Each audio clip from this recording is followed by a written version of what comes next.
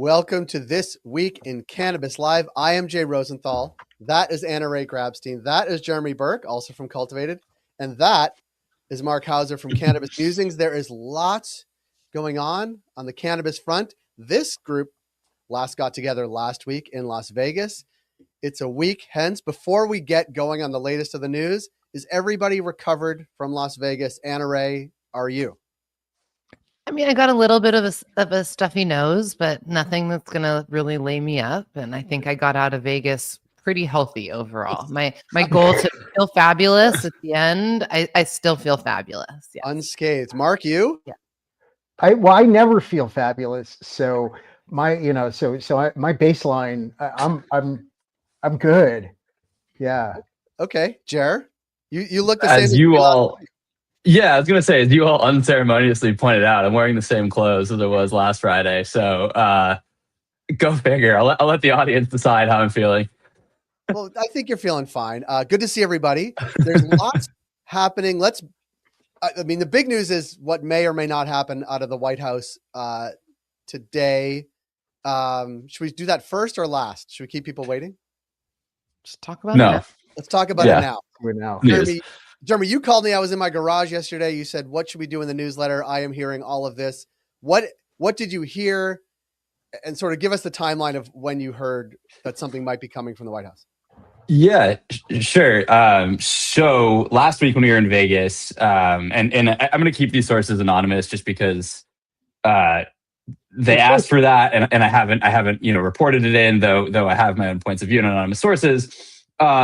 I heard from two folks, I think this was last Wednesday, who said, basically, hey man, a big announcement's coming. And, one was a banker, one was an attorney. And these are people who do real deals, have real connections to the Trump administration in DC.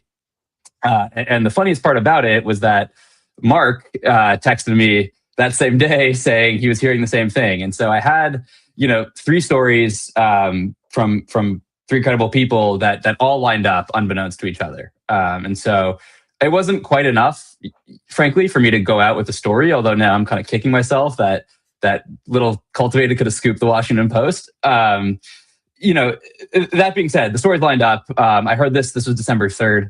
It is now December 11th, and the Washington Post basically broke the story. It's now December 12th. On December 11th, the Washington Post broke the story with what I thought was pretty incredible detail about a seemingly dramatic Oval Office meeting with Speaker of the House Mike Johnson on one end of the phone, Donald Trump, and unnamed cannabis industry execs. I think we can all guess who those may have been in the room debating this in real time. And, what stood out to me was A, the detail, right? Two, was the fact that it was the Washington Post bureau chief releasing the story. This is a highly credible source of information.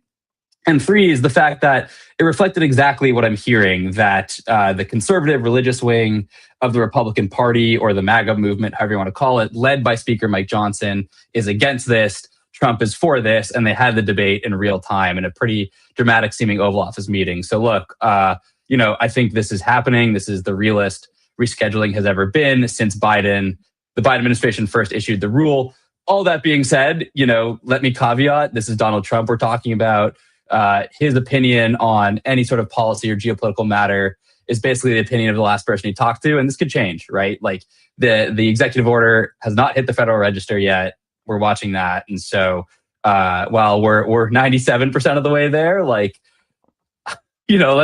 make sure that we still have that 3% of uncertainty for sure. Yeah. 3% can grow over a couple days. It can grow, absolutely. Mark, you factored into Jeremy's little chit chat there. Is that sort of the timeline that you've been hearing things?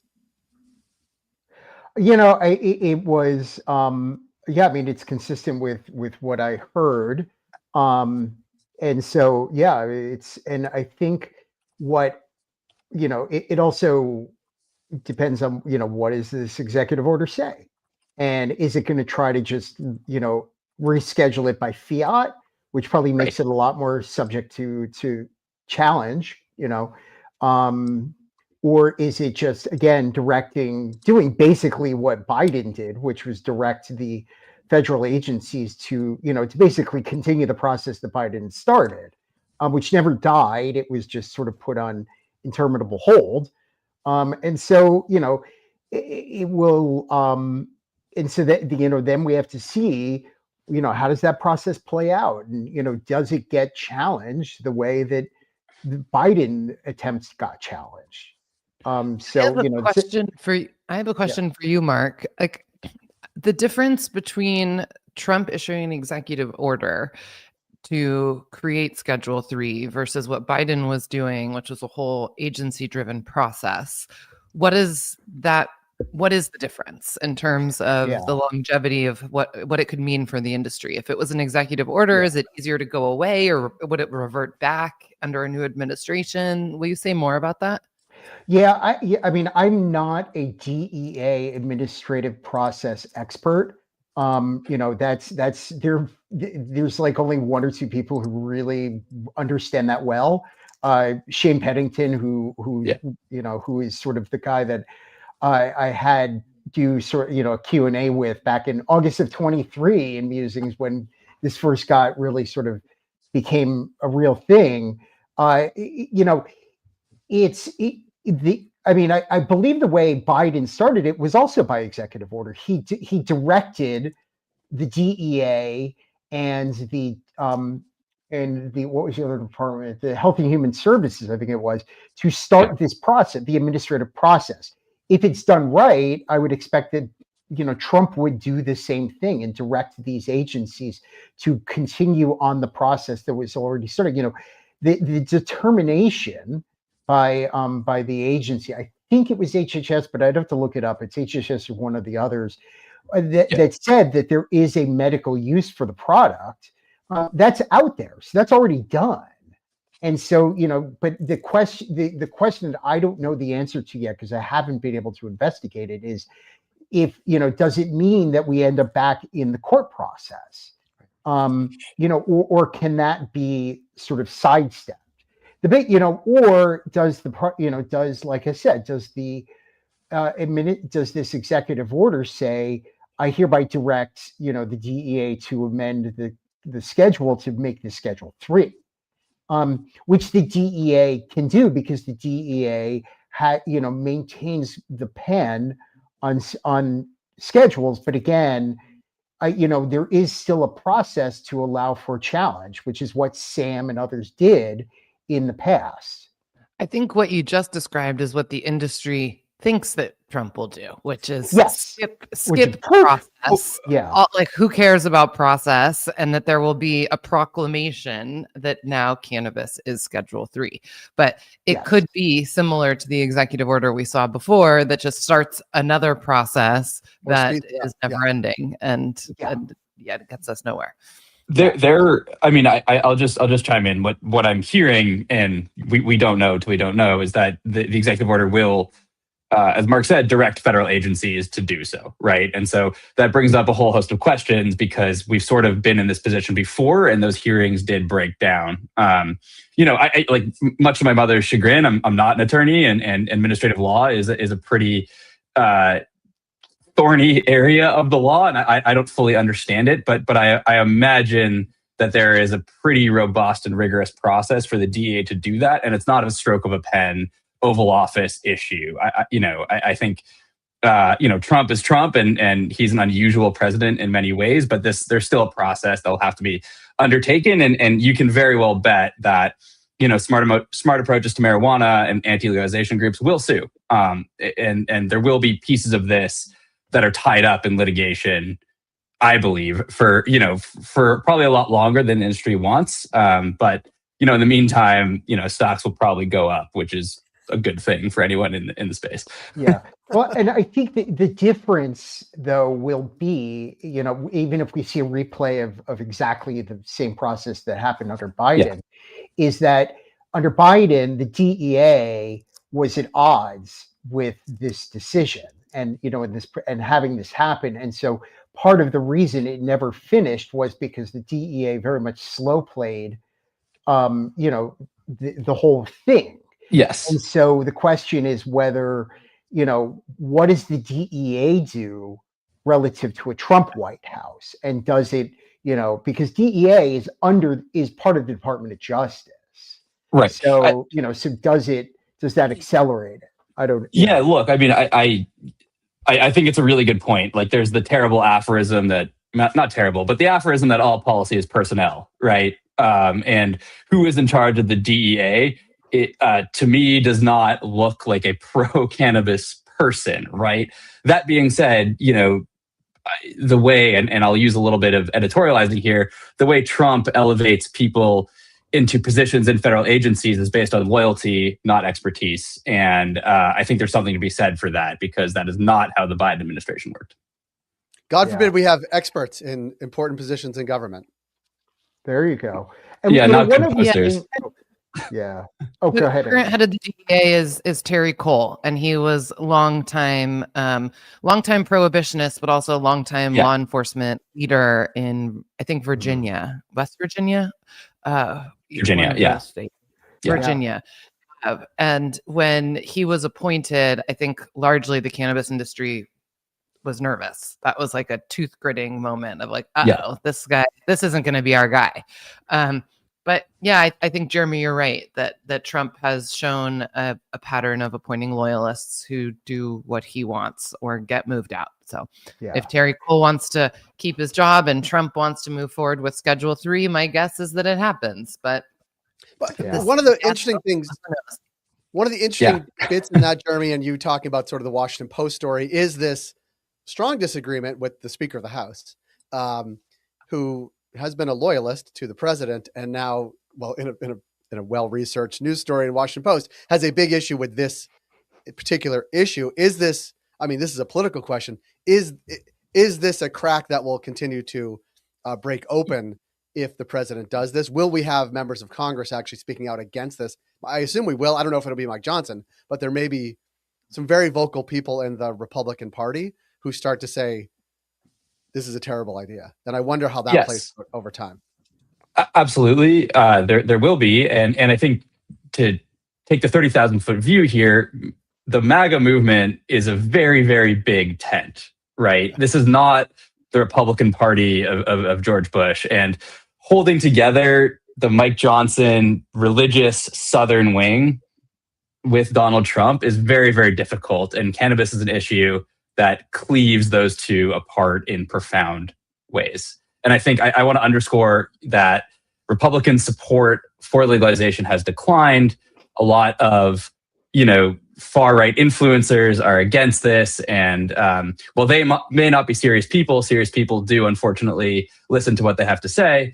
And so, look, I do think this is going to be a huge schism in the party. That being said, is this going to be important enough for Mike Johnson, given everything else he has going on, to die on this hill? I don't think so.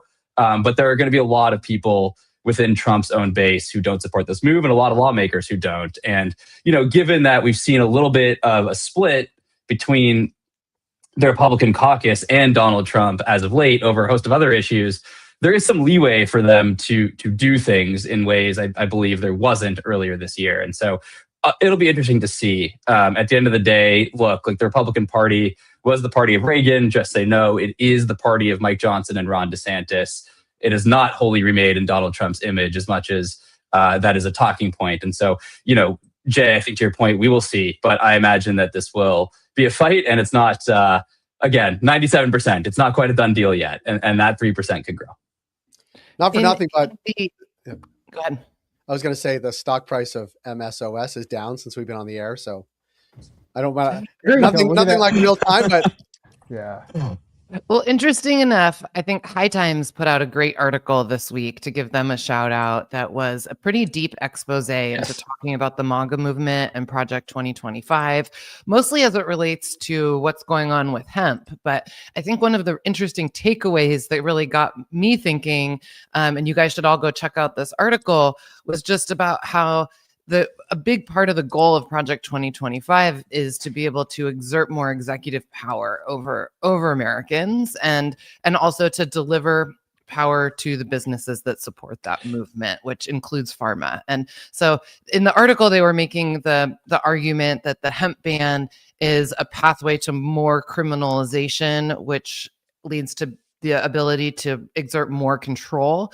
But but also that there is a desire ultimately to deliver cannabis to the FDA and to pharma, and so it could be argued that Schedule 3 is part of the move to do that. The industry doesn't see it that way, but it's hard to predict what will happen if it comes to fruition. Yeah, let me, if I could. Sorry, go ahead, Mark. No. I was Yeah. just going to address the pharma point. I mean, I get this question a lot, and my quick answer and detailed answer is no, it won't. Because for pharma to, let's say the very short version of this is in order for, if cannabis becomes a Schedule 3 controlled substance, in order for pharma to, in order for cannabis to be prescribed by a doctor and dispensed by a pharmacy, it needs to go through it needs FDA approval and a full new drug application process, which is millions of dollars and years of testing, just like any other pharmaceutical product. And it can only then be dispensed for a specific indication that has to show a very high level of effectiveness for that very specific indication. That's not cannabis. And that's why, in theory, it could happen, but the chances of it happening are zero. So, I understand the concern, because it's it's now the same as codeine, so it'll get, but it won't. That's not really a practical. It's not going to happen. So does that? I'm not trying to mansplain. I'm trying to or anything like that. I'm just trying to help dispel some of the concern that this means pharma is coming in. Pharma is not coming. Yeah, I think the one other point I'll say on that is it's theoretically possible, NRA, it absolutely is. But to Mark's point, I think it's highly unlikely that easing federal restrictions on cannabis reform will create more restrictions on where it can be sold. Like, state regulated dispensaries are already illegal, and the federal government has not done anything.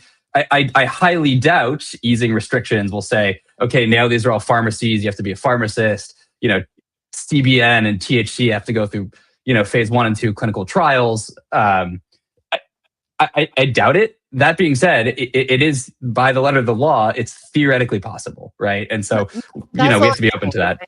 I think if you're a pharma company, which none of us are, and this moves forward, I think it opens up opportunity for you to think about a different category that you're maybe not in, and that people will be playing the long game. So that doesn't mean that it's going to happen quickly or that it will displace the market, but does it create new opportunity? Yes, it does. Yeah, exactly right. Can I shift gears for a second? Because there was big news from 2 big states and 2 big markets. Anna Ray, what is going on in California? Oh my gosh, I'm so fascinated by this.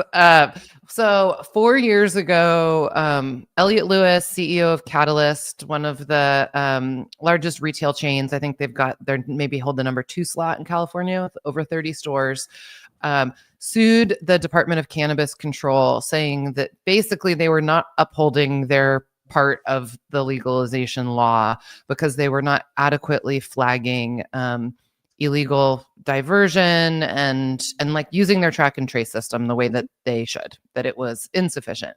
And it took 4 years. And one thing about Elliot Lewis, if you follow him, is that he's a man that does not give up.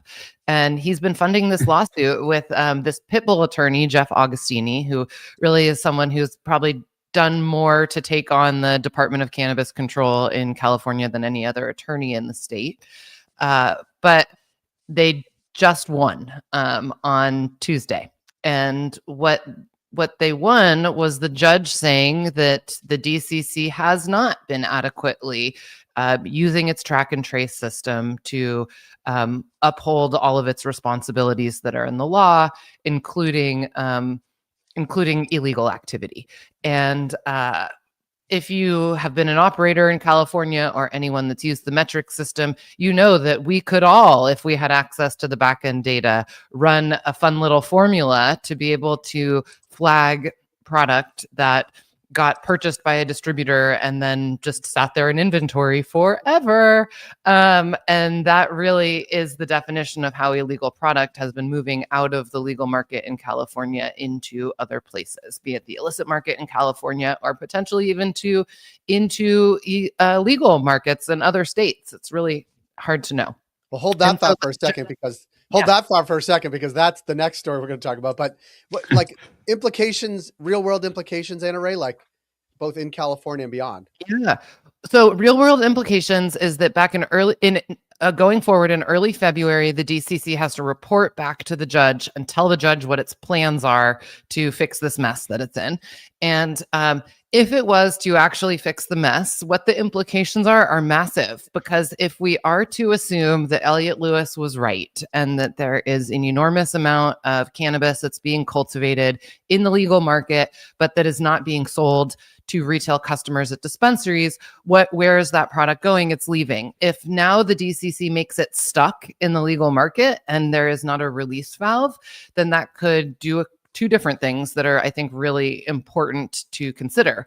It could flood even more product into the California market that has nowhere to go, causing further price compression and trouble for operators across the supply chain in California. So if you didn't think that it could get worse, it's possible that all of a sudden, not being able to have this illegal release valve could make it even worse.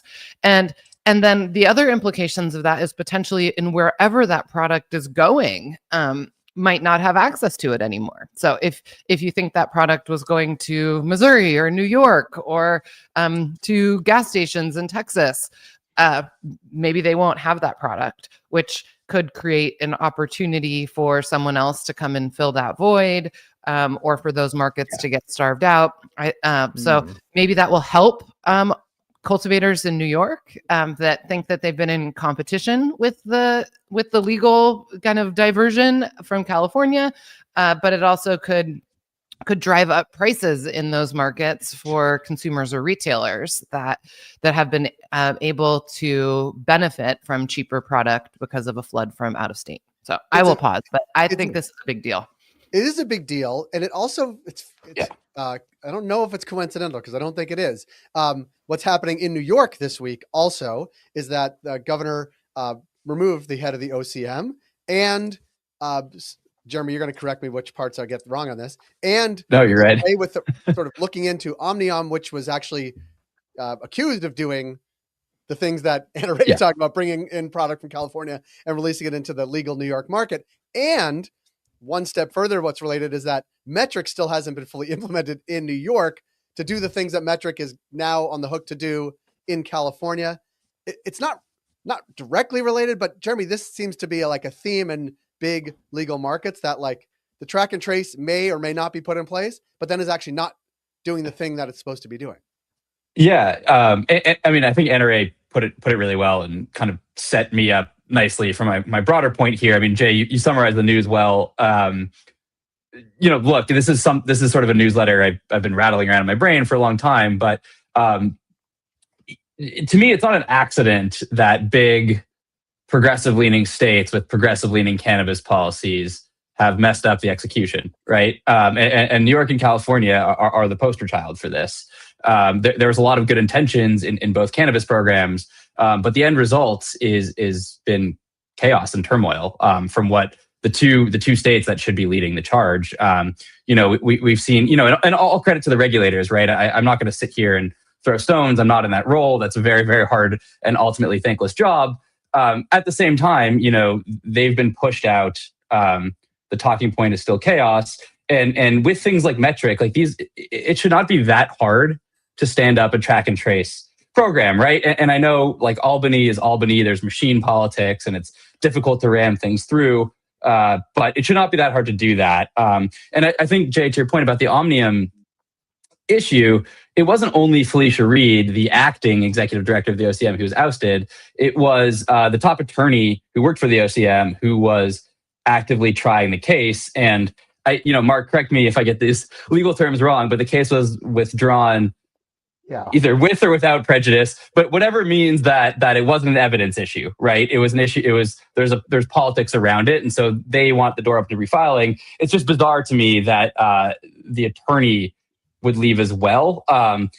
For Felicia Reed's part, I mean, she was acting in the role for over a year, and ultimately, the OCM has certainly made a lot of mistakes and potentially misjudged supply and demand in a lot of ways and basic economics with how they rolled out this program. At the same time, the buck does stop with Governor Kathy Hochul. She has been New York's chief executive for the entirety of the cannabis program, yet she continually blames her agencies, her own political appointees, for these problems when ultimately she's the one who has the power to do a lot to solve them. And so I think at the end of the day, we are seeing the outcome of good intentions meet pretty bad results, both in New York and California. And hopefully, this is a wake-up call that we need some more sensible regulations. I think it's also poignant of how interdependent the licensed and the unlicensed market still are on each other. That's a really good point. And it's pretty wild because in both of these instances, the ability in the instance of Omnium, if you were to assume that they possibly were taking in unlicensed product, that the market becomes dependent on that. And that creates an environment inside the legal market that is indicative of what the end consumer is paying at retail because of how much product is in the market.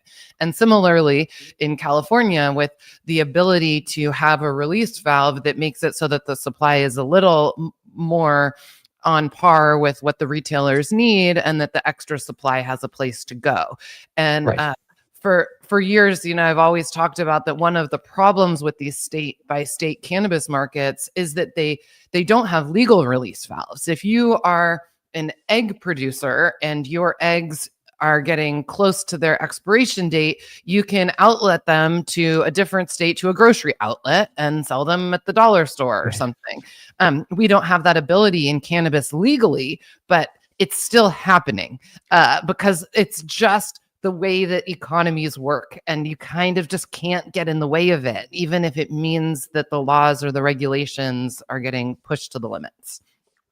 Yeah. Henry, you made an interesting, on sort of that note, you raised an interesting point earlier when you said about the supply chain and Texas gas stations, which is sort of the prototypical, sort of like sketchiest retail outlet we can think of. I think, sort of a whipping. No shade to gas station owners. But, they're no disrespect to Texas. But I'm wondering though, are you suggesting, because I hadn't thought about this, is the hemp THCA flower that that everybody knows is really just it's like the rest of cannabis, but it's just called that to pretend like it is it's something else. Is that coming out? I know, is that coming from regular good old cannabis farms and then just being repurposed and rebranded as hemp THCA flower? I'm not directly suggesting that, and I directly suggest that. All I'm pointing out is that there's a difference between regulated markets and unregulated markets, and that there's definitely been a problem in California of a release valve into unregulated spaces, what those spaces are up for debate.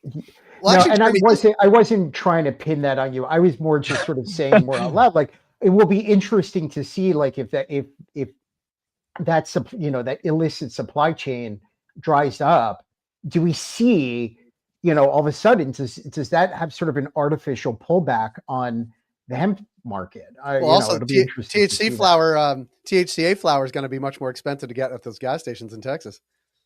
Yeah. Yeah. Well, and the whole thing is that, so let's even say in February that all of a sudden this track and trace program becomes much more robust. And maybe in New York launches their track and trace program also, because I think they're supposed to in January. Just because the data now sends up red flags that say, this is weird. This product seems to have just sort of disappeared. Where'd it go? what are the enforcement mechanisms to go after that or to pursue it? That also remains to be seen. It's one thing to track and trace everything. It's another thing to like actually analyze the track and the trace. And actually, Jeremy, you're going to correct me. We had a conversation with someone from Colorado. This was 6 or 8 or 9 months ago. Yeah. Someone was actually looking at the metric data, they would know that cannabis from Colorado is going to, basically going to gas stations in Texas, I think is what their point was. Yes. No. I had nothing to correct you. That's exactly right. We should follow up with him actually. No, that's good thought. But yeah, I mean, there are allegations of this in I think early February, right? And they've been out.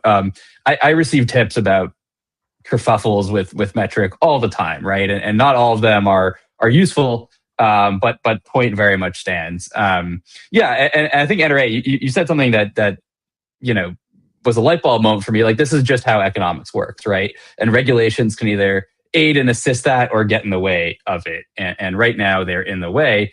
All that being said, like to tie everything in a neat bow, it's not like, Schedule 3 will allow cannabis to cross state lines, et cetera, right? Like, this is still going to take Congress and still going to take, whether it's state by state compacts or Congress or executive orders directing Congress to do X, Y, and Z. Like, this is all very much unsettled and not going to be fixed with the stroke of Donald Trump's pen. That being said, I think the industry probably has a clear channel to advocate right now for those things. Like, there are achievable things right now that the industry should coalesce around. I would say that's one of them. Or, they can take Canada's tack. I mean, we were talking about milk just before we got on here, and Canada frequently just dumps milk into the sewer to control the price. And so it would be a shame if we were just lighting excess Californian weed on fire and it was going unsmoked, I would say. Jeremy, a real man of the people. I want to thank you, Anna Ray, Mark, Jeremy, for this conversation. I want to do 2 plugs. One, we have a webinar coming up on Tuesday, aligning banks and cannabis operators for the next phase of industry growth, a really timely conversation with our friends from Shield Compliance, with Jay Kaplan and Jacques Santucci, along with Tony Rapanich from Shield Compliance. So that you can get on our LinkedIn page. And I think also important is that on January 29th, Jeremy and I and our friends at Gotham in New York will be hosting the High Rise. You can find it at thehighrise.nyc. We have U.S. Senator Kirsten Gillibrand. So really good conversation for January. A lot to talk about. A lot to talk about. So I want you to find those things on our website and our LinkedIn page. Anna Ray and Mark, what should we find you? What are you guys talking about where you are? Well, you can find Ben and I are doing our year-end roundup. We'll be doing it live on LinkedIn on Tuesday. So we're putting lots of thought into what we want to talk about. And then I'll also just quickly plug that it's about to be Hanukkah. And my friend Dave Daly, the founder of Grav Labs, designed the coolest Hanukkah menorah bong that you could ever see. So if you guys should all just Google menorah bong, and you might not be able to get your hands on one, but it's a great thing to send your friends a meme of when Hanukkah gets started. So shout out to all the menorah bongs out there. There it is. Nice. Oh, nice. There it is, right? Oh, you can buy it now. $420. Yeah. 420. Free plug. Yeah. Token Jew also has one. I actually have one of them, but I don't know if it's actually usable as a bong or if it's more just shade. Whereas that one actually looks like it can be used. Let me know if you want to know if it can actually be used. I'll make sure that we could figure it out together. I love it. That would be. There's another one. Thing that would be. And then yeah. Oh, it's so good. For me, just find me on Substack at Cannabis Musings. It's free. It's great. We link to it all the time in our newsletter. Anna Ray, Mark, Jeremy, thank you so much. Happy Hanukkah. I guess that's where we're going to end it for all of you. I think Sunday night is the first night. We have something at my mother-in-law's. Everybody's welcome. If anybody is listening today, you're welcome. I think we're doing an early. We have hockey Sunday afternoon, so Sunday midday we're going to Hanukkah. If anybody's in downtown Toronto, stop on by. Anna Ray, Mark, Jeremy, thanks so much. We'll see everybody next week. Maybe we'll have a clear pathway to rescheduling. Right? Yeah. I guess we could. Yes. Here's a plug. You're gonna not wear the North Face sweatshirt next Friday. How's that? Well, yeah. If you're lucky, we'll see. Send Oh, Jeremy quarters for laundry. Send Jeremy a roller coaster. And Mark, I'll wear my Khalifa Kush sweatshirt next Friday. How's that? That would be appreciated. I will do that. That'll Love be it. next Friday. Thanks, everybody. Have a good weekend. Thanks.